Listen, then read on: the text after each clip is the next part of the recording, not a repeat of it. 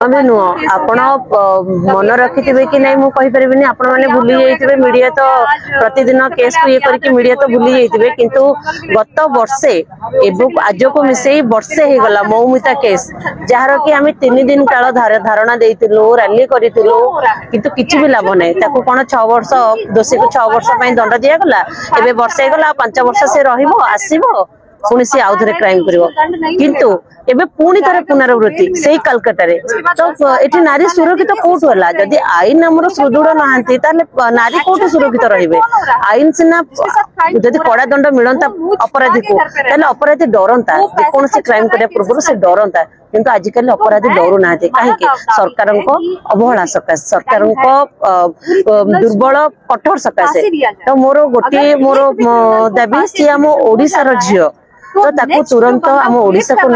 अणा जाऊ ता बापा मां को ताकू देखा जाऊ ता सहित ताकू सटीक भाबे ट्रीटमेंट करा जाऊ एवं जो 5 जन ता सहित दुष्कर्म करिसंती से 5 जन को हाजत को नहीं खाली मु कहूनी ताकू 12 वर्ष दंड दियंतु बोली मु कहूचे ताकू फांसी दियंतु तो फांसीटा अलगा वे रे दियंतु ताकू कष्ट सेही बोली दियंतु सेही बोली ताकू छटफट करंतु ता परे ताकू फांसी दियंतु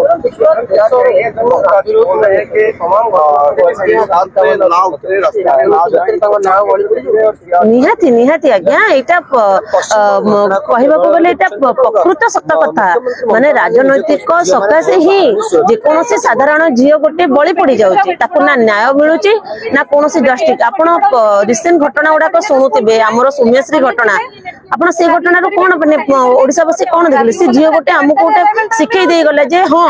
जे पछे इज्जत को केबे बिकनी पछे जीवन दे दे किंतु इज्जत को केबे बिकनी सेही झियो बळिया जदी समस्त हेबे ताले बापा मां झियो जन्म करी लाभ कोन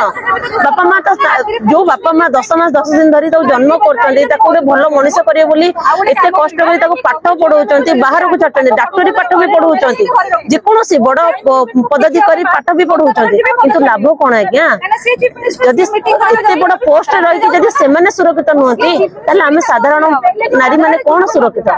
तो मोर गोटे सरकार को मोर गोटे निवेदन कि आपण आईन को कठोर करंता कि आउ केते दिन आपण चुप ही बसिबे आखिरे अंधपुटली बांधी की बसिबे आपण आईन को सुदृढ़ करंतु आउ केते झियर जीवन गले आपण शांति पाइबे केते झियो सहित रेप हेला आपण शांति पाइबे आपण आईन को सुदृढ़ करंतु मोर एई निवेदन।